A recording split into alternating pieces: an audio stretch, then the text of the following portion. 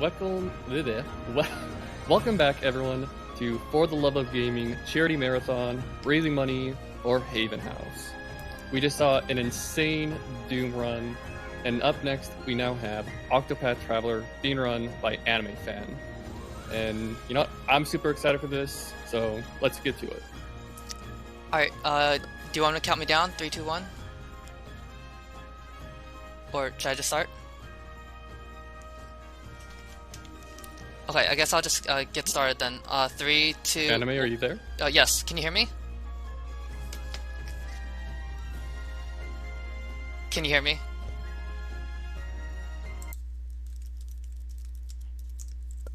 Oh, I can't hear you on Discord. Okay, one second. Oh, now I can hear you. Okay, we're good. Sorry. Okay, so you can hear me now? Alright, yes. 3, 2... Alright, I'll count down and get started, alright? Yep. Alright, 3, 2, 1, go! Alright, hello everyone. So this is Octopath Traveler. It's an 8-character RPG, and we'll be playing through Ophilia, the Claire character, today. So it'll start with us just hitting some story triggers and such, and here you're going to see me guide a child here. Guide is an NPC interaction, and basically each of the 8 travelers that you can play as has a unique action. Ophilia can guide, and there's other ones that, like, there's one who can steal, and there's one who can challenge to battles and such. And you can just use these to basically complete quests in the game and also interact with the world and such. So in the beginning here, we're just going to go through some cutscenes and such, and one thing that's really nice, as you can see, is that we can skip cutscenes, and that's really nice for running the game.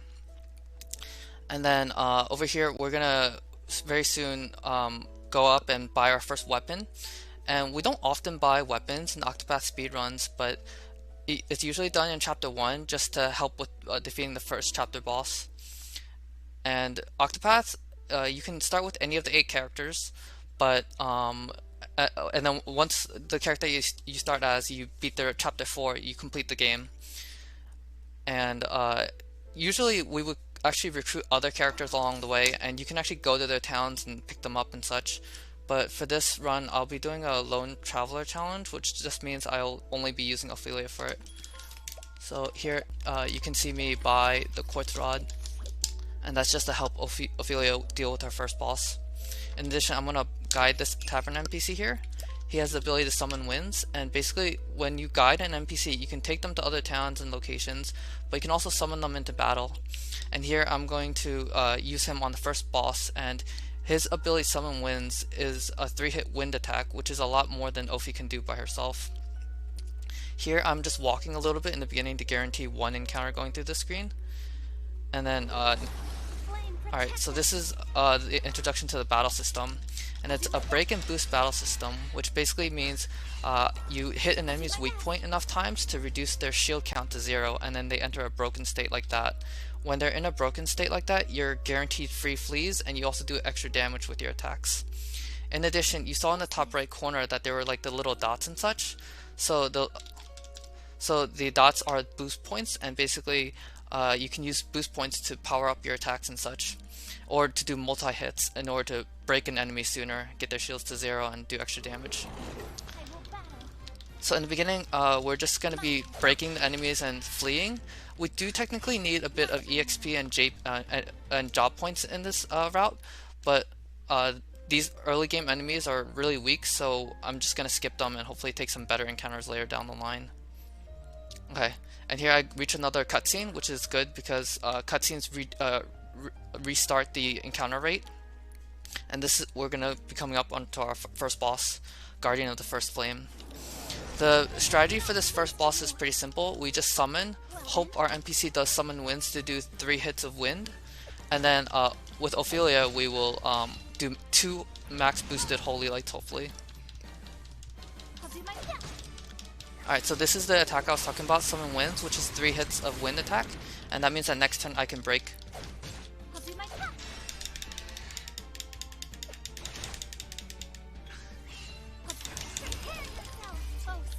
Okay, so this is 1 max boosted holy light, and I want to get another in, and depending on the damage range I might need less. So now his whole gimmick starts. Okay, that's good. Okay, let me see the turn order here. I might have to heal for safety. I will heal for safety. I'm not sure if I need to, but I think that there might be a slight range. I'm not certain, but the left Dark Wisp, his whole gimmick is basically after 3 turns he blows up and does a lot of damage to Ophilia. So thankfully I will be able to defeat him before that. So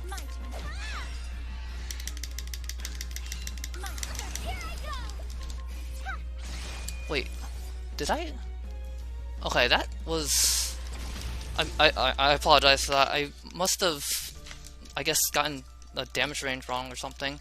I will have to repeat that dungeon, but fortunately it auto saves on every single screen, and that's actually never happened to me before in an actual run, only in practice. I'm sorry about that. But just to kind of reiterate, we want to break the boss and then do 2 holy lights basically to defeat the enemy. And again, I will just break the enemies and flee just to get extra, just to get away from the enemies and such. And here, once again, we would actually get an encounter walking towards the boss, but I'm actually gonna save here. I've never actually saved here before because it's usually not needed, but that was unusual. Okay. So usually we would get an encounter, but cutscenes fortunately skip it, which is good. And I do apologize for that. So here I'm gonna summon again. And this is what we want, summon wins early on to do a little bit extra damage.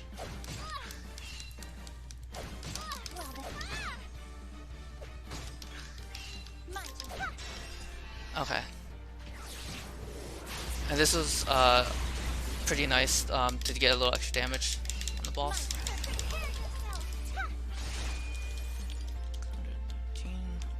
And once again, his whole gimmick will start where he summons an ad, and after 3 turns, the ad will blow up.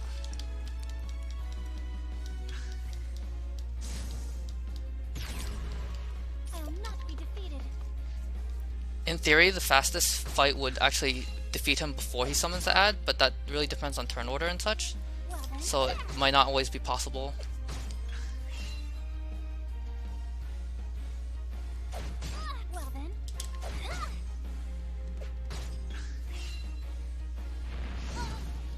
It's a little unfortunate. So here, alright, well that's good. We get summon wins, which breaks the boss, and hopefully this time it'll go down. Okay. And I apologize for that first mishap, but here we see, I got a Shadow Soulstone drop, and that is I believe a 30% chance to drop from the boss. And Soulstones are basically items that we can throw for elemental damage, and also do a static amount of AoE damage to the enemy. And that might help for this upcoming grind. I will have to grind a certain amount of job points in order to basically get the first support skill that I need. Here I'm going to guide this NPC. He's the Flurry NPC, and he has a multi-hit bow attack that I really want.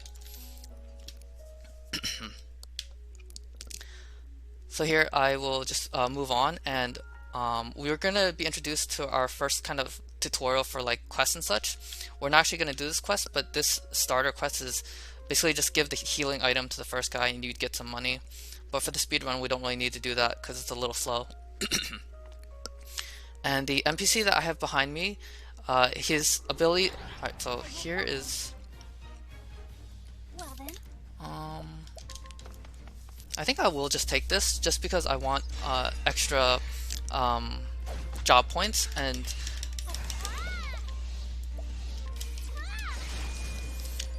basically the job points will allow me to get an NPC, get a support skill called Evasive Maneuvers from the Scholar job.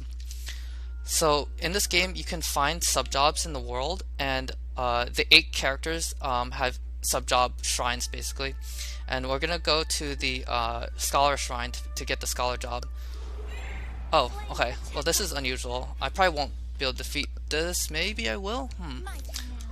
Okay, so this is a Kate, and basically Kate has okay, I wasn't able to get this. If anyone has played Dragon Quest, Kates are very similar to Metal Slimes in Dragon Quest and give a lot of EXP and JP, but it's a 3% encounter rate, so you'll almost never like find it in an actual marathon, and then they run very fast, as you can see. Here I'm going to walk this screen in order to reduce the chance of an encounter, and hopefully I won't get an encounter coming to this shrine. And by coming to this scholar shrine, alright, so I do get the encounter, and that's fine. I'm going to summon my MP. Oh wait, so I was caught by surprise.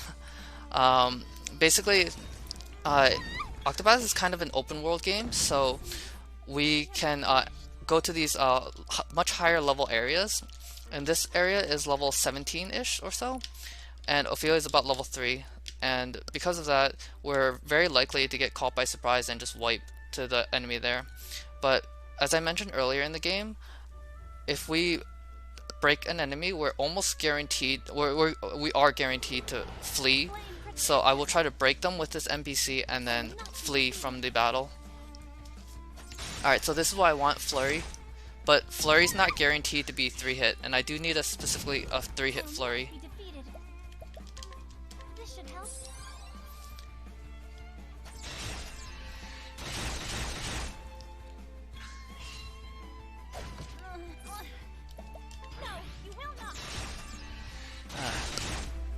This is a little unfortunate. Basically, I need to break both of them at the same time. Okay, but that's fine. It's kind of expected that you will get caught by surprise, or that the NPC that you guide may not follow your directions and do what you want. When we summon an NPC to battle, oh, alright, well, I didn't mean to run there, but since I did, I'm just gonna try to run this and hopefully break. So when you summon an NPC to battle, they have a random action that they'll take. So it's not guaranteed to get Flurry from the NPC, and once again I didn't, so. Alright. Usually this will take a couple tries, but hopefully we'll get through in a little bit. And then we'll go to the Scholar Shrine and pick up the Scholar job. And in this game, the jobs that you get can unlock support skills basically. And after you've learned 2 of the job skills, you pick up the first support skill. And the first support skill for Scholar is Evasive Maneuvers, which reduces encounter rate, I believe by about 2 to 2.5 times as much. So it allows us to traverse screens without getting these random encounters, which helps save a lot of time in the long run. Also, if anyone's interested why I'm playing in English, basically there was a small bid war for the language, and English had won. So here I'm gonna try and walk it again. Generally it's agreed upon that it's about a 10% chance to walk this screen without the encounter, but you have to get really lucky to get that, and I just did.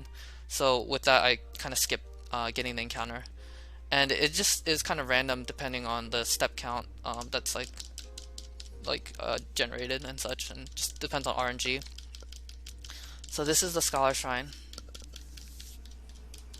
and with this we unlock the Scholar job.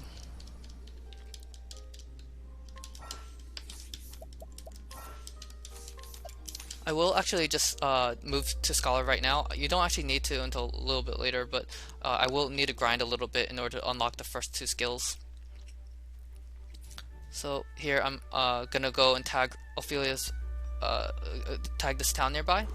And Octopath has a fast travel system, which basically means that you can fast travel back to any towns that you've been to. Okay, this is good. This is the multi-hit Flurry that I had mentioned earlier, and I can get a free flee now to successfully go to the town and such. Alright. And I'm going to leave right away because I can fast travel back here anytime. And I'm going to go up here and grab a Soulstone M. I mentioned earlier that Soulstones are used to do AoE damage. The one I got as a drop from the boss is a Soulstone S, and this is an M, which does just more damage, significantly more damage. I'm going to use this Soulstone not for a boss or a mandatory battle, but to actually just grind job points and hopefully get the 130 job points I need to learn evasive maneuvers so that we can progress with this speedrun. Okay. I'll do my best. So I will actually just take this. It's not much JP, job points, but it does help with, you know, getting us closer to the amount we need. I also do want to, if possible, to unlock 30 JP so I could get Lightning Blast, which is a Scholar skill which can help the grind a little bit. Okay, so here he has 2 shields. I'm gonna toss the Soul Stone that I picked up earlier, specifically the Shadow one, to defeat him, because I don't have any more boost points. Alright, here I got 30 job points, which means I can learn my first skill.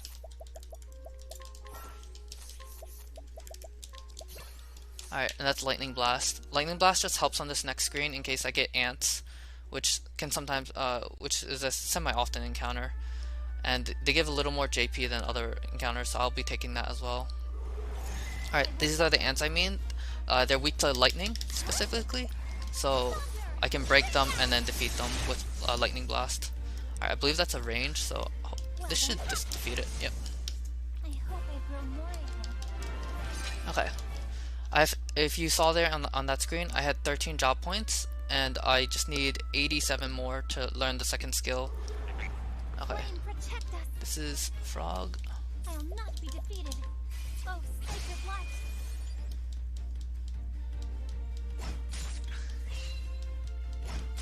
I'll do my best.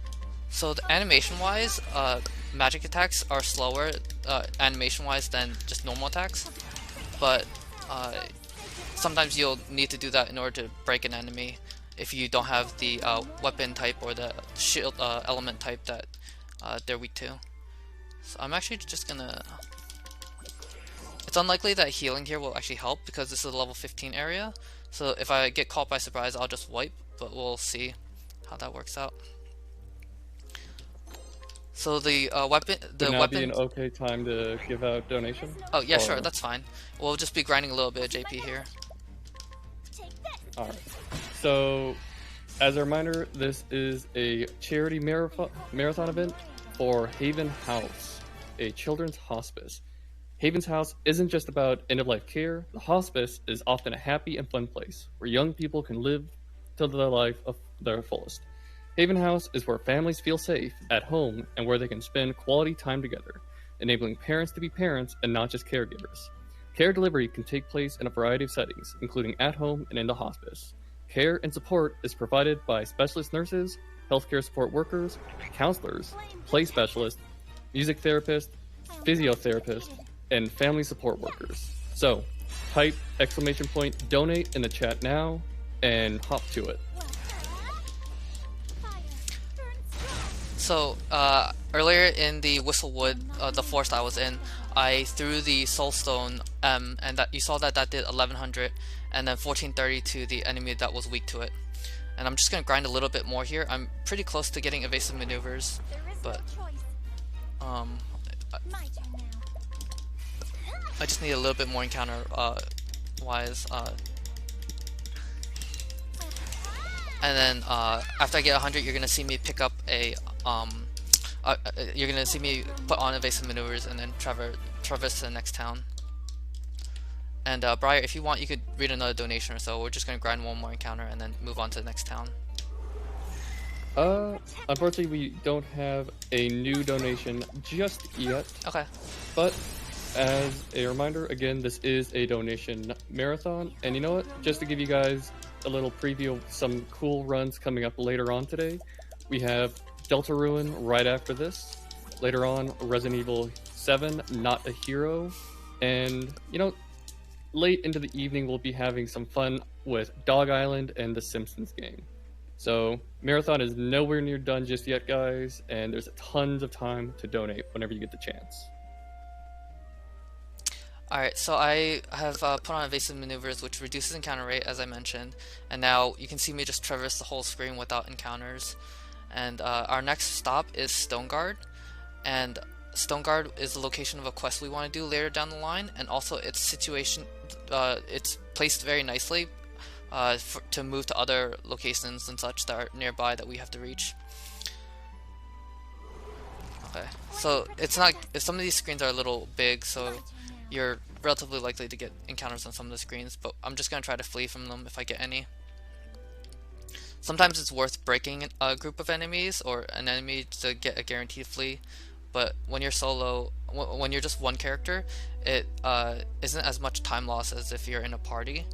If you're in a party and you fail to flee, you'll see all the members after you trip and fall, and that loses a little bit of time. So over here, I'm gonna grab a Soulstone M and then reset the screen. I don't usually grab this, but for marathon safety, I wanted to try to take a more conservative approach. And by reset the screen, I just mean I exit the screen and I come back up. As you might have guessed, entering a screen and exiting will reset the encounter rate, which means that we can get free passes through some zones a little easier. If I just ran straight from entering to this upcoming town that I'm approaching, I would be very likely to get an encounter, and this area, the encounter would likely wipe me.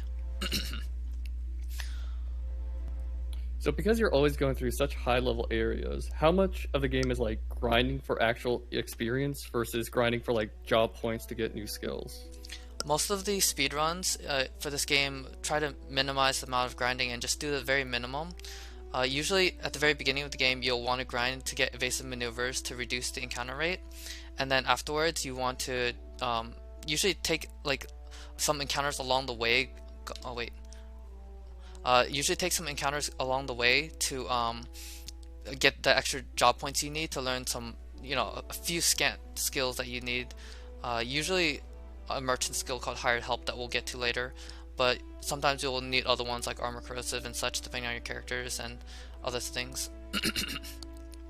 So after exiting Stoneguard, I come to this sandy area, and I'm going to tag the next town, which is Wellspring. In the beginning of this speedrun, it's going to just be a lot of tagging towns and such, and getting the items and equipment and other such things that really helps make the run a lot safer and more consistent. This town that we reached isn't actually used or anything. It's mainly as a warp point, and also I'm going to be grabbing a large soulstone. So earlier in the forest I tossed a medium, and then before that I tossed a shadow, which was a small, and this one is a large, which does 2700 instead of 1100. And if the enemy is weak, it does 1.3 times extra. So alright, I will fast travel back to Stoneguard now. If the enemy is weak to an element or a weapon type, it'll do 1.3 times as much extra damage. So the 2700 would become 3509 if the enemy is weak to it. But a large soulstone is basically strong enough to take out almost every single like chapter 2 or level 10's danger level enemy group.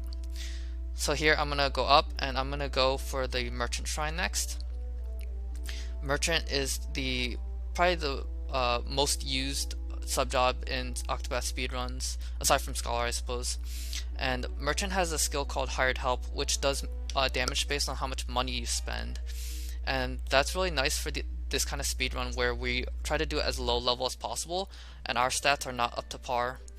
By spending money on Hired Help, we can use the attacks and stats from the NPCs that you summon with Hired Help. So this is an encounter. Okay, I was caught by surprise, which is a little unfortunate. They're probably gonna wipe me here. They do a lot of damage. Usually we would actually save and quit on the screen in the normal Ophilia single story speedrun, but because this is a solo speedrun, we want to take some encounters along the way, and this encounter is a decent one to take for job points and EXP and such. My goal is to hit level 15 or so, or at least level 15 when I return to Stoneguard later down the line, and then that will help me with doing the quest that I want done. I'd mentioned that we were tagging it for a quest. So here I'll toss this fire soulstone to get a little bit of EXP and JP and such. Okay, and I have some job points here too. It is actually also possible to do that previous screen without an encounter, but the chance is very low. Most players will save and quit, and that will also reset the encounter rate as well. So this is the merchant shrine that I mentioned, and it has the hired help ability that is very useful.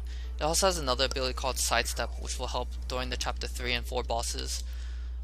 In a lot of lone traveler and solo challenges, sidestep can be very useful to mitigate damage and such. And now I'm going to leave this town, and I'm going to tag another town called Goldshore. We don't need to actually go there right now, but we do have to come here later. We have to go there later for Ophilia's chapter 3. And the way Octopath is kind of designed world-wise is like when you're doing a character, their towns will usually be like on the opposite side of the map or something. And I think that that's done to encourage players to kind of explore and such. So we'll be tagging a lot of towns so that we can fast travel back later. After tagging this, I leave right away, and I'm going to go to the next screen. Hopefully not get an encounter. The chances is pretty low to get an encounter, but it's possible. And then I'm going to go to the next screen and then pick up a Wind Soulstone L. And that's just a wind version of the fire one I just threw. And now I'm going to come back here and grab that chest down there that you saw just now. That's a Thunder Soulstone M. And basically these soulstones will help with dealing with random encounters, or it could help speed up the final boss battle in this game. Alright, and here I'll come back for this chest again. The reason why I didn't grab this along the way the first time is because if you do, then you're pretty much guaranteed an encounter going to the next screen. Alright, and here I'm going to grab a 20k chest in the bottom left corner, and that's just money that we need. I had mentioned that we use hired help in this game to do damage and such. The amount of money you spend will determine how much damage you do, and at the highest level, oh, this is a little unfortunate.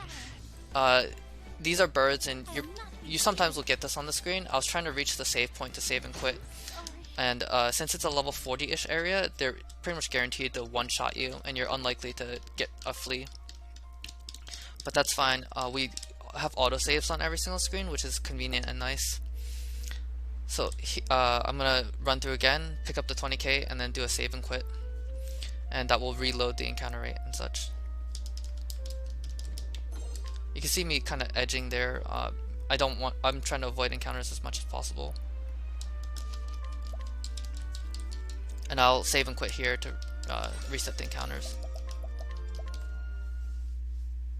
So is there like you were mentioning this earlier about walking? Does that decrease the likelihood of encounters, like versus running, or is there a much better way to manipulate it? Yeah, without evasive maneuvers, walking would decrease the encounter rate, but after you get evasive maneuvers, it's basically makes no difference whether you walk or run, so it's better to just run all the way.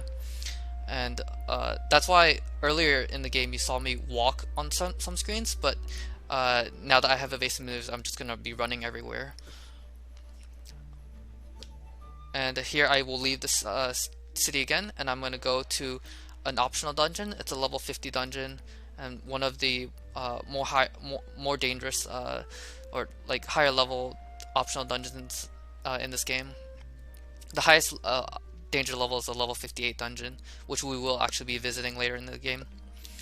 Here I'm going to go to the top left corner and pick up a pomegranate L. I don't usually get this in runs, but I'm getting this for marathon safety. And I'm going to actually exit and re-enter.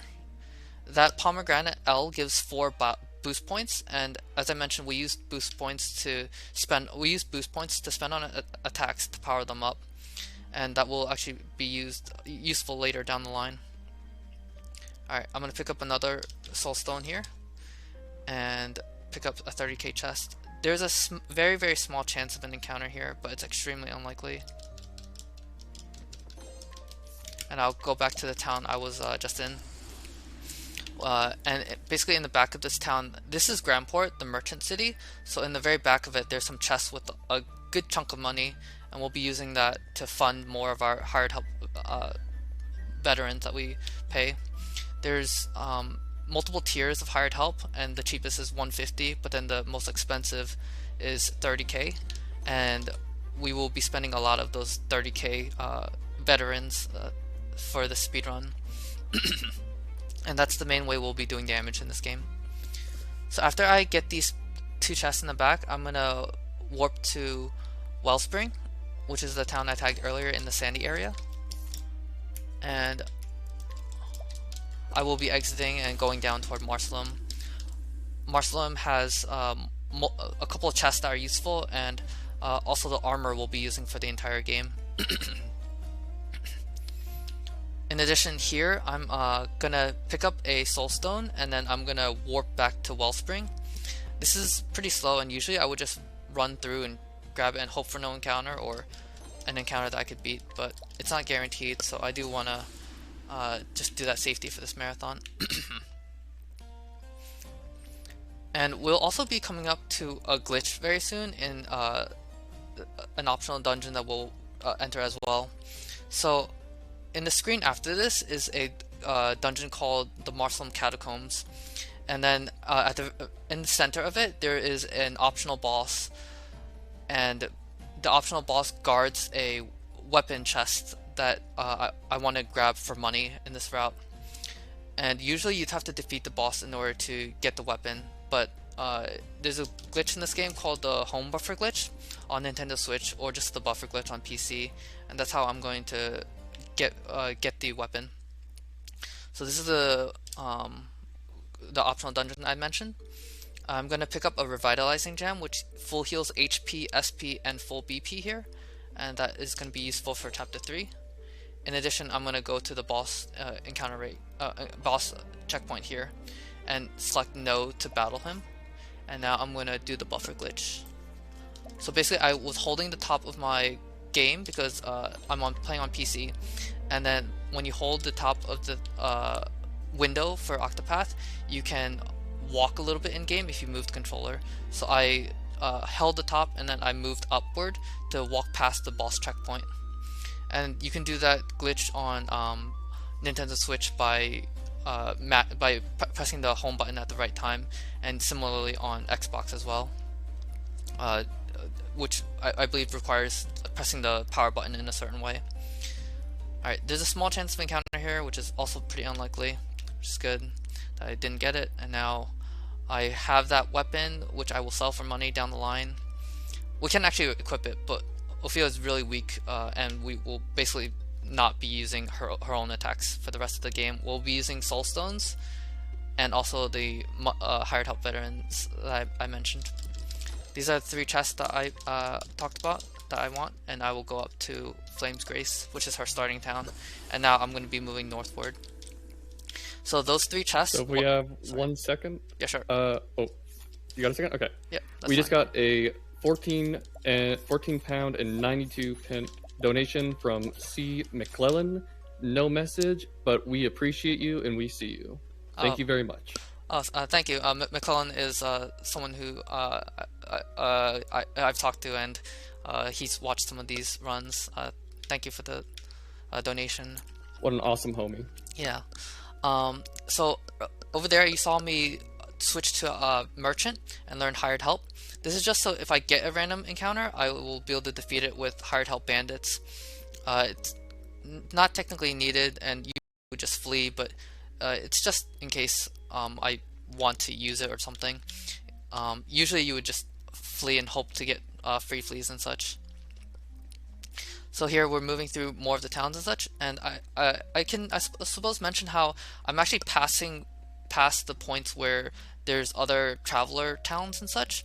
Usually in this game you would stop by the other towns, recruit the other 7 or a couple of other characters to do the run and such, but for this run we don't need anyone since it's the lone traveler challenge.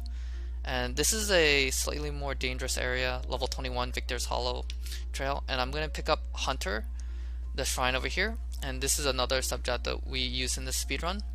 Technically it's optional because the skill that I want from Hunter is actually a multi-hit bow attack, which is identical to the NPC that I'm guiding, but by having the sub-job it's more consistent and I don't have to rely on the RNG of the person behind me. If you remember earlier in the speedrun, he used flurry a couple times but only did 2-hit flurries, or sometimes he would just do a bow attack, and I like the consistency that Hunter provides where you can guarantee a 3-hit bow attack with Arrow Storm.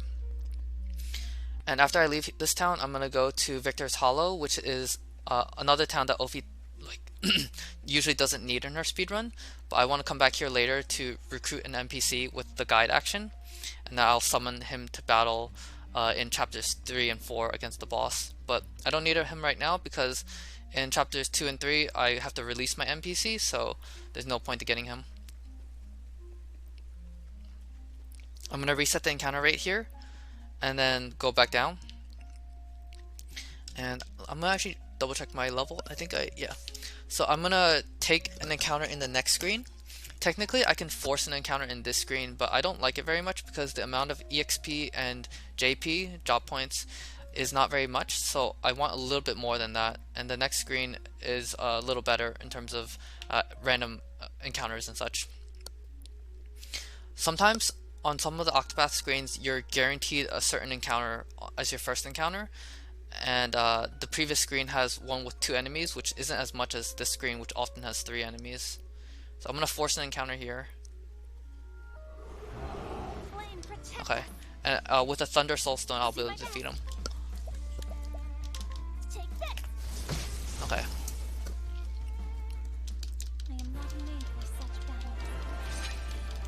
Alright.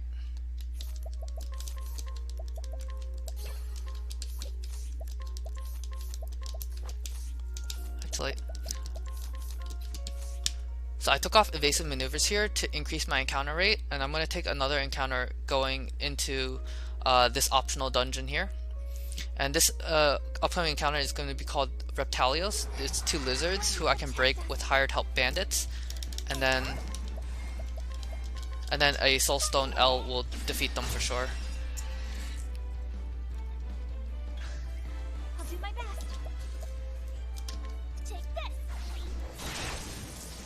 We just got another donation, £9 from Ginkin, saying, "Good run, I'm proud of you."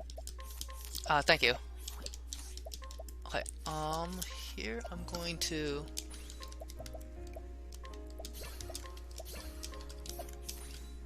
Okay, so I learned Aerostorm and another skill to put on Heightened Senses. This is also technically optional, but Heightened Senses basically gives you a chance to surprise the enemy. And if you surprise an enemy, you get a free flee, or you can get a free attack, which is kind of nice. And I like that for in the few situations where it does help. And afterwards, I switched back to Merchant because we do have to defeat another Reptalios encounter. The 2 lizards, the Reptalios enemy, they have about, I believe, 52-30 something HP. So by breaking them with hired help bandits, which is an AoE axe attack, and it's also very unlikely for that attack to miss, we can defeat them with a Soulstone, which will do 5400. Well then.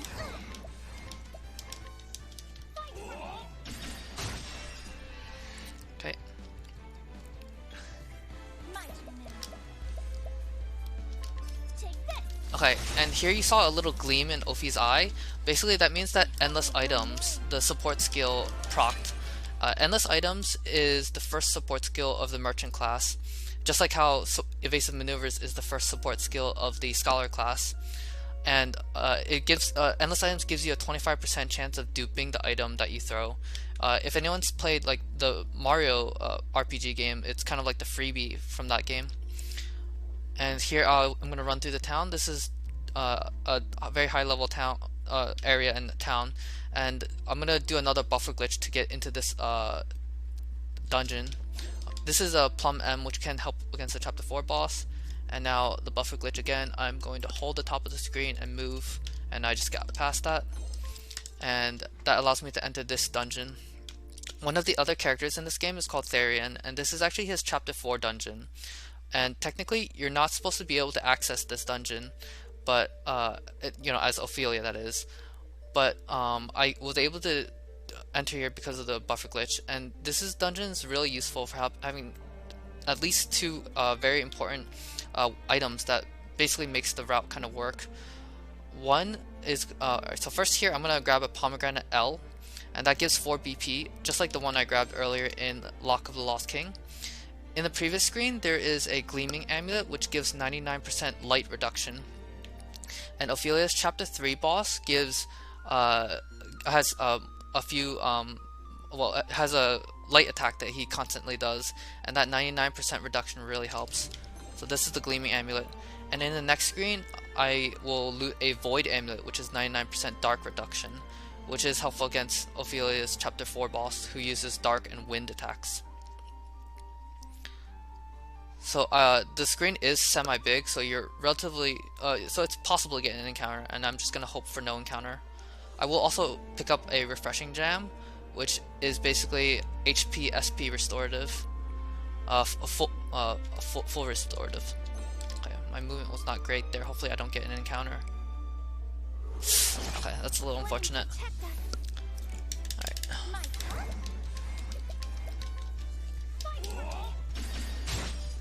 So fortunately, this one is one that I can break with bandits and flee.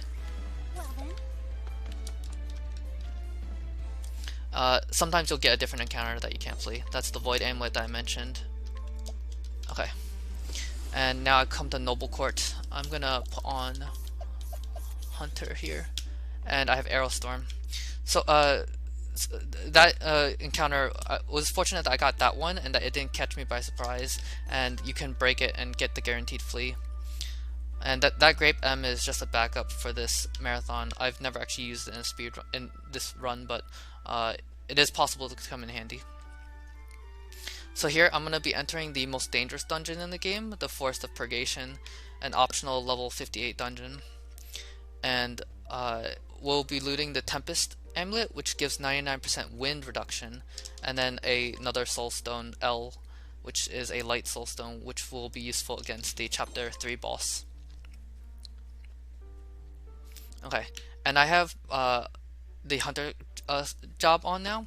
So Hunter has a skill called Aerostorm, and that is a guaranteed 3-hit bow attack, and it can hit up to more times, but I only need actually 2 hits. And the encounter on this screen is called the Plains Drake, which has a lot of HP and does a lot of damage if it attacks you, but I can break it with the AoE bow attack that I mentioned. Alright, and with that I can flee. You might wonder why I don't try to defeat it, because I have the Soul Stones and such, but one large Soul Stone for 5400 is actually not enough to defeat that, and it's just not worth taking out. So here I'm gonna enter this chapter 4 town for Ophilia, and we'll come back here at the very end of the game to complete her chapter. I'm gonna pick up this Soulstone here and buy a shield, and then alright. And I'm gonna leave here and pick up a light Soulstone L, which I don't usually get in speedruns, but I will get it for safety in this optional dungeon here. Alright, this is Shrine of the Starseer. There's basically 4 secret jobs in this game, and this is one of the secret jobs, but it's guarded by an extremely powerful enemy, so we won't be touching that battle, but we will get that Soulstone and leave now and come to Stoneguard here, and I have level 15, and with that I can guide an NPC in the bottom right corner, basically someone who's like related to this historical family, I believe, and then guide him to the top screen where he can complete a quest for this historian. And I need specifically level 15 to guide him, and if I don't have level 15 you can't guide him. And I suppose mention a little bit about the guide and other path actions. Basically in this game, the rogue actions let you... One second, actually. So here, I will complete the quest by talking to him and skipping the cutscene. And I'll get the royal crest, which gives 600 HP and also some money. But basically, alright, well actually, one second again.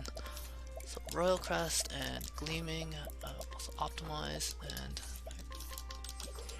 alright, that's just the armor that I need for our chapter 2, and we will be doing the chapter dungeons now.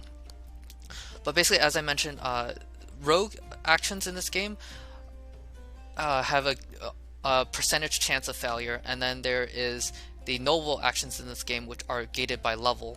So you can always use a rogue action that the other characters have. So for example, Primrose, who's kind of the counterpart to Ophilia, has an ability called Allure, and Allure is the same basic principle as Guide.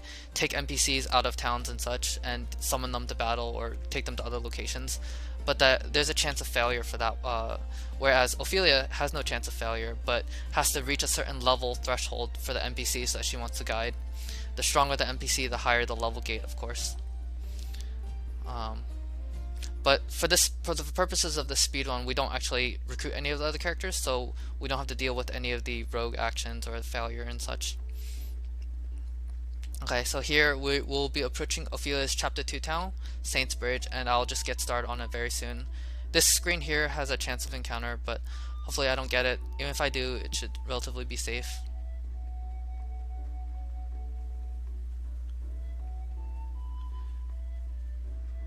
Especially with the armor I have on, it makes Ophilia relatively tanky for her Chapter 2, which is something that doesn't happen in a usual speedrun.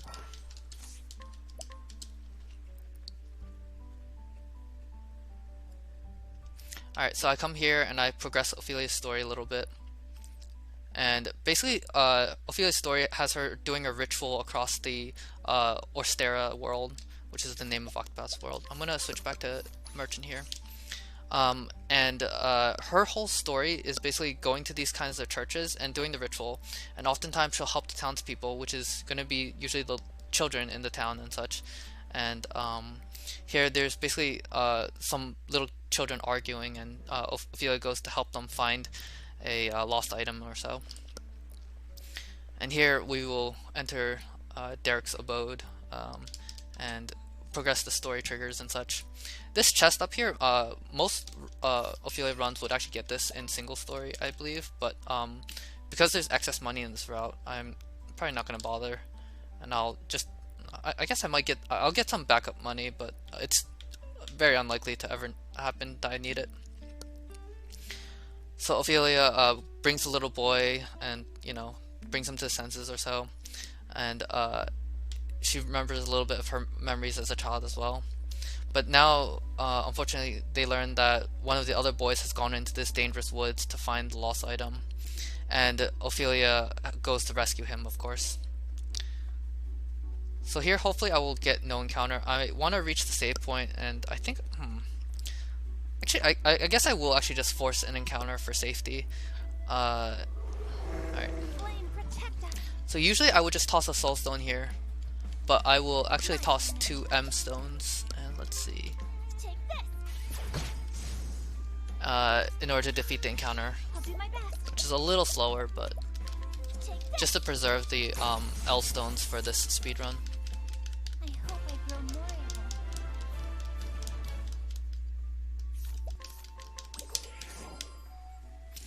And I don't actually need this money, but I will get it for marathon safety in case something insane happens, but I've not needed that in any runs.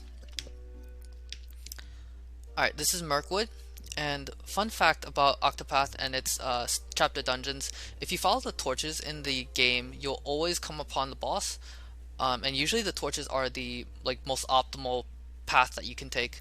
But in this Mirkwood and in the I believe Hanit, the hunter character's chapter 2, if you're following the torches is not ideal. So here I will use a wind to guarantee defeating the enemy. Alright, level 16 is good. I want to hit at least level 16 for the bosses in chapter 3. Otherwise, Ophilia just doesn't have enough HP to tank 2 of their hits. And this will be the first major boss, Hrodvitner. We're going to use a Pomegranate M to get 2 boost points, and then use Hired Help Veterans, which will bring him down to 1 shield.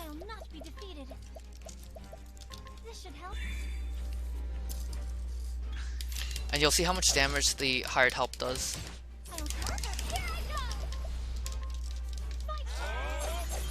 Then I'm going to defend to get 1 more boost point, then break with a Thunder L Soulstone in order to finish him off with another Hired Help Veterans. And I need one that breaks and does this much damage specifically.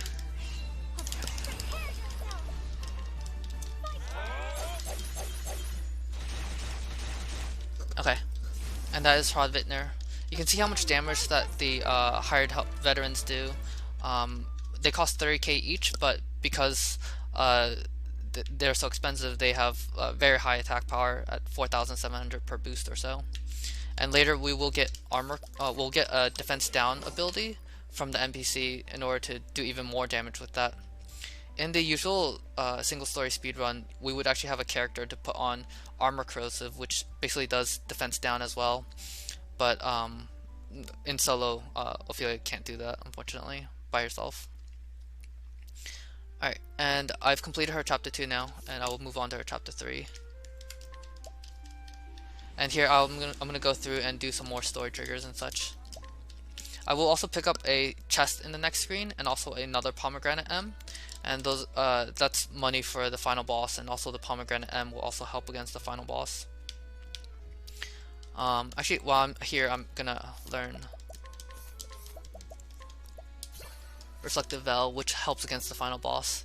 I usually wait until later, but I don't want to accidentally forget somehow or something.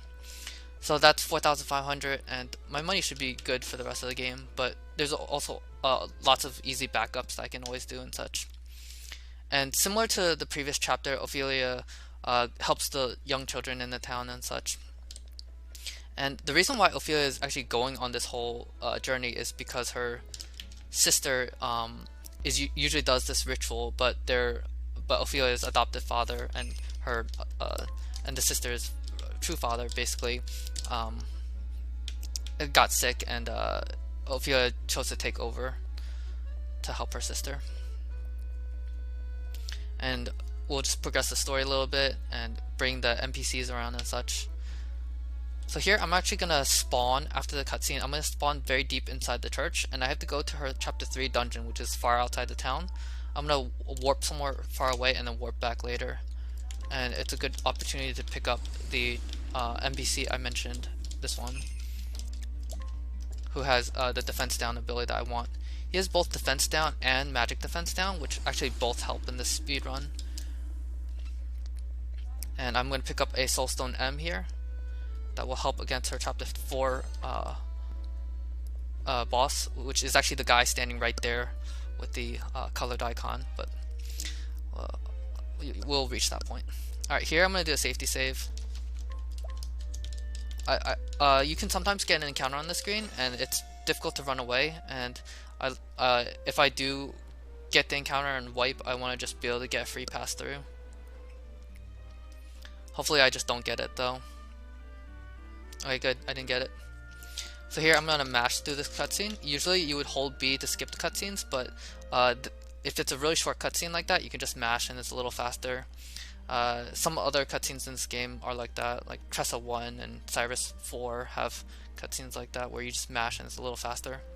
But anyways, I'm going to come through here. It's a really big dungeon, so I'm going to do a save and quit here. And come up upon her chapter 3 boss. And the strategy for the chapter 3 boss is he has, there's 2 of them, and one of them has an ability called Arcane Blade, which is magical damage but can be sidestepped. Sidestep is a merchant skill that dodges physical attacks. And it was the skill I learned earlier to pick up the endless item support skill.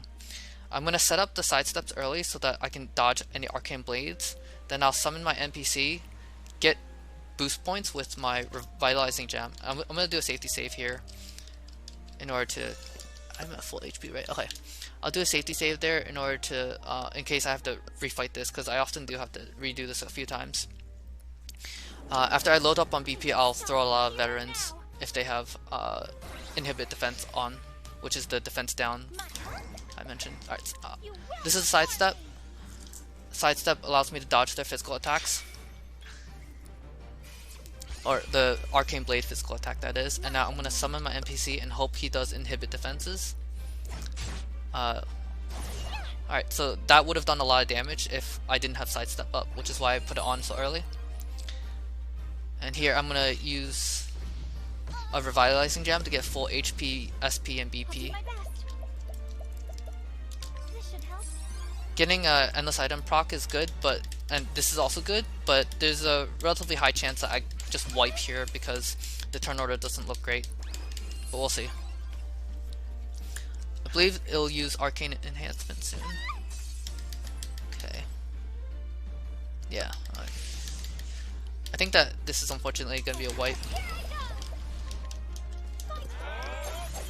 But we'll see. So after we get the fence down, it does even more damage.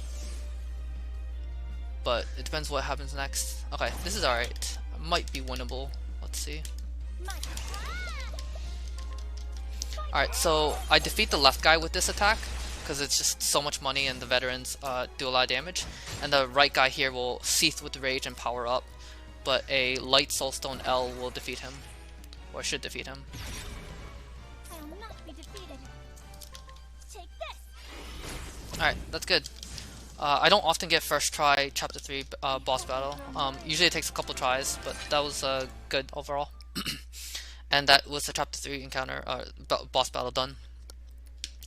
And here, I'm gonna put on the Tempest and also the Void Amulet. And these reduce wind and dark attacks by 99%. And they'll help against her chapter 4, against Ophi's chapter 4 boss.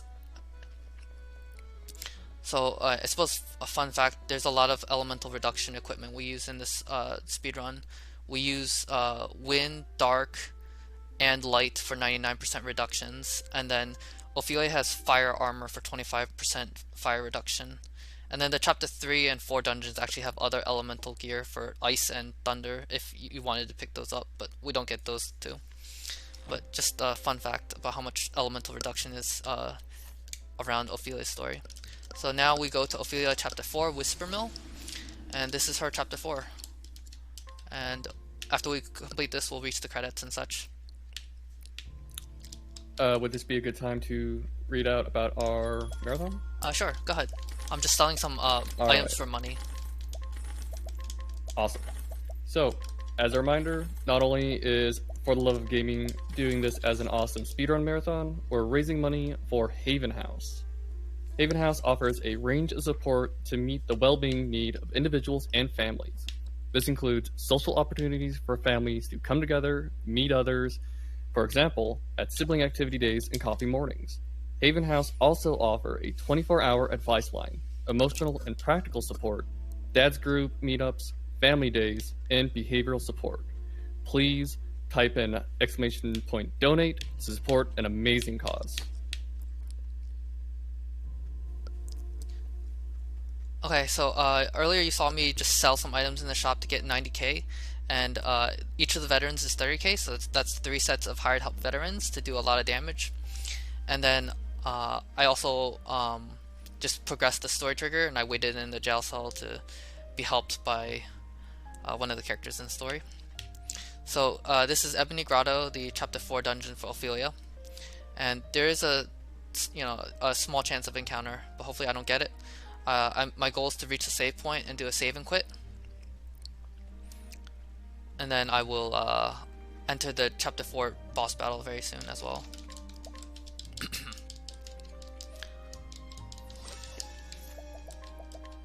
Alright.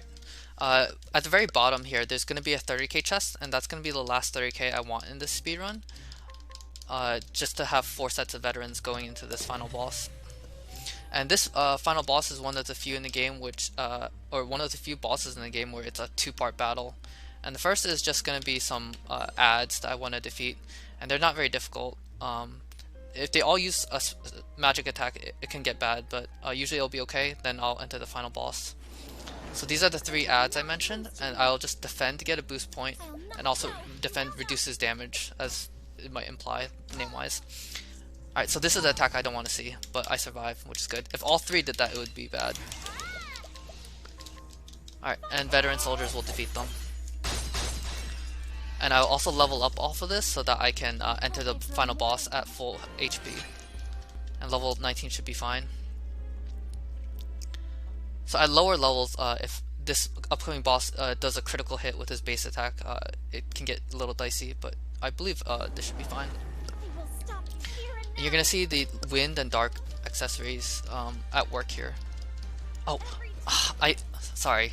I'm gonna actually reset this because I was supposed to play that because of the encounter, because of the donation incentive. So My apologies for that. So there was an incentive to play the boss dialogue, but I usually just mash through it. So I'm just gonna let him wipe me and then come through and we'll play that. I'm sorry about that. Usually in speedruns we just kind of mash through the dialogue. So, but you can kind of see a little bit of how the damage is working out. And he's doing like 13 or just tiny bits of damage. Alright, that's fine. So he's doing very tiny bits of damage, and that's purely because of the dark and wind accessories that I have on. They do 99% reduction, so usually it would do like you'd add like 2 zeros onto that, so the 13 would be 1300 for example, and that's a sizable amount of damage. Like Ophilia would not be able to take it without the accessories that I mentioned. We're gonna re-enter the battle here, and this time I will not mash through. Alright. Alright.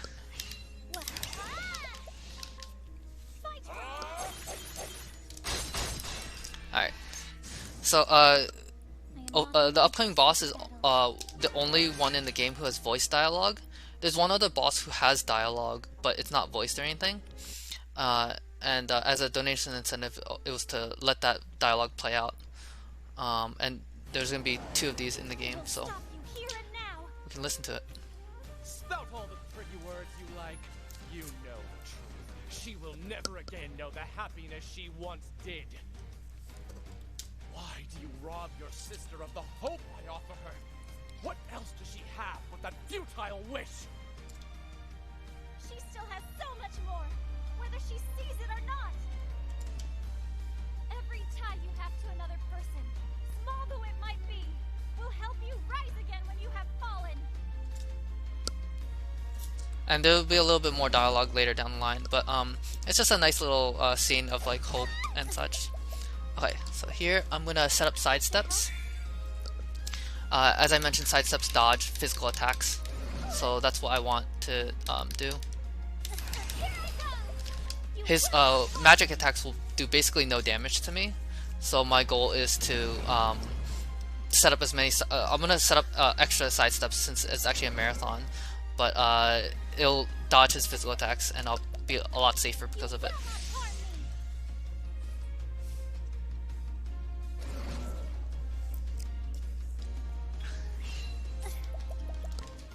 I don't often heal, but I will actually heal for this one. It can help if like he does break through somehow, but it's very unlikely to be needed. And this is extra safe, but things can go a little wrong here. Like if you summon the NPC here to get defense down, sometimes they don't cooperate, so it can be a little bad. I will not be defeated. Alright, I'm gonna. This should help.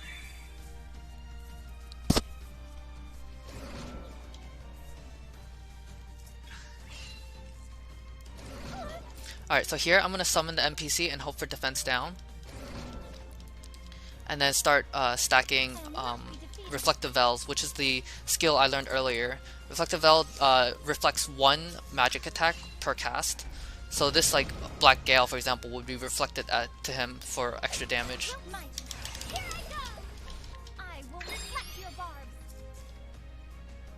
And getting defense down is nice to get extra damage.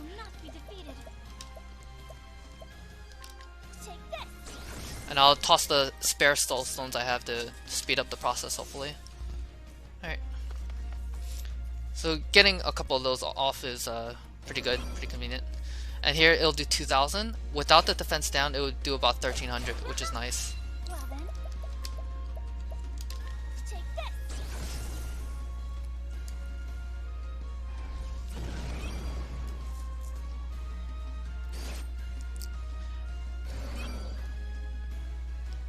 And I do have to make sure to let the dialogue play out, because he will do another dialogue when he reaches 30% damage. And you see how even when he does get through past the Reflective Veils, I'm well equipped to because of the 2 accessories I mentioned earlier. Alright. I will not be defeated. This should help. Getting a endless item dupe here is nice. I'll do my I will use 3 veterans here to do a little extra damage and speed up the process. I don't want to break him because if you break him and then he comes back from break, he starts summoning ads, which are very strong and actually more troublesome than this boss himself. Okay, I'm gonna let this dialogue play out. Bonds of love and friendship are but fragile things. They all break in the end. All of them. No! We will never be broken apart! I believe in Liana! Oh, you sound quite confident. I wonder how long you will cling to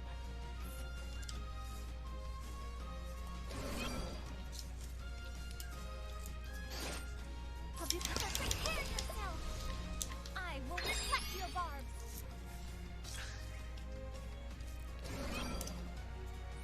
barbs! So that dialogue meant he reached 30%, Be defeated. and I will. This should help. And my goal is to reach about 58% and then burst him with hired help veterans. Okay. Here I go! You I'll set up extra side steps to be extra safe here.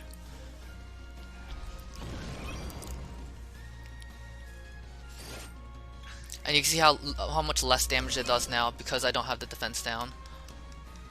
Alright, I will actually resummon my NPC here. And I want more cast of that, the inhibit defense there.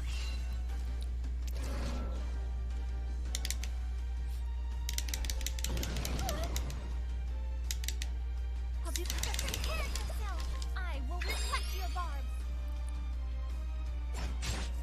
Okay. So one of the reasons why I actually use this NPC is because if he does that attack, he doesn't break any shields. The typical route for this would use Warrior, which would actually break his shield, which is not good. Defeated. Take this!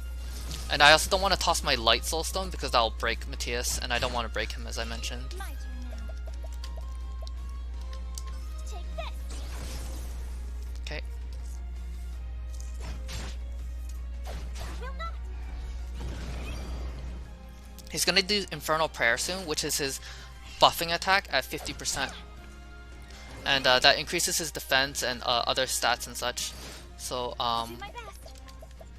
after that 50%, I will hopefully get another defense down on him and be able to defeat him once he has. Alright, so this, I want to get 2 more defense downs on him.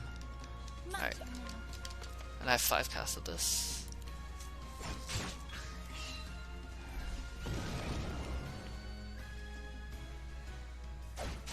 Prepare yourself! I will reflect your barbs! I'll not be defeated. Okay. This should help.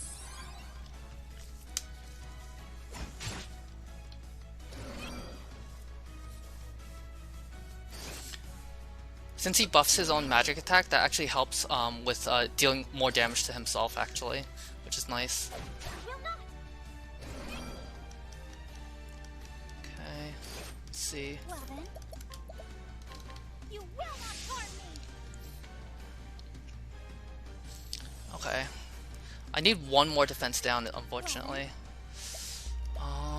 Let's see. I'm gonna. No, you will not! That's the timing is a little unfortunate of when he left, but that happens.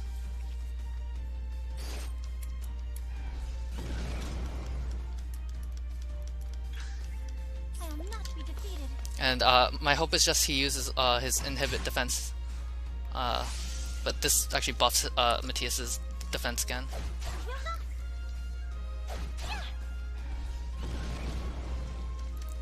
Okay, let's I will see. not be defeated. Prepare yourself! Let me think. You will not harm me!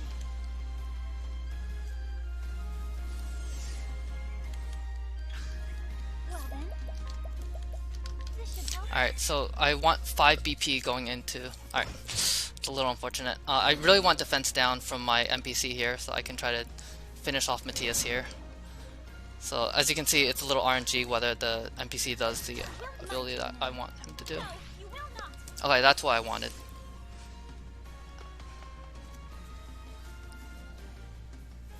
Okay, and this should finish off Matthias because he has defense down and has taken damage from the reflective Vels. And even if he does come back from break, I have another Soulstone that I could throw at him too. But that is the Chapter 4 boss. We'll be coming up on time soon, by the way, after 2 more cutscenes. Basically, after this cutscene, the bar will fill up and then that will be time. So this bar in the bottom right corner, and time. Okay. Alright, our final marathon time was 1 hour, 9 minutes, and 16 seconds. Thank you, Briar. I hope that run was enjoyable for anyone watching. Now, I will be personal and say I enjoyed this. This was an awesome run. I was actually so engaged watching that I forgot to sometimes talk, but I'm not gonna lie. The run was a bit of a bully at the very start with all those encounters. Yeah, because you're by yourself for the whole run, it's harder to recover some situations, and it can get a little nasty with the encounters and such. And there's also a lot more exploration and such as well. But I think that that was a fine run overall. Some mistakes here and there, but overall it was fine. Oh yeah, for sure. After you got through that first like 5 minutes or so and started going down like the main path, you were just cruising through it, and just mind-blowingly how fast you were going through the menus, getting all the items. Just it's insane. I loved it.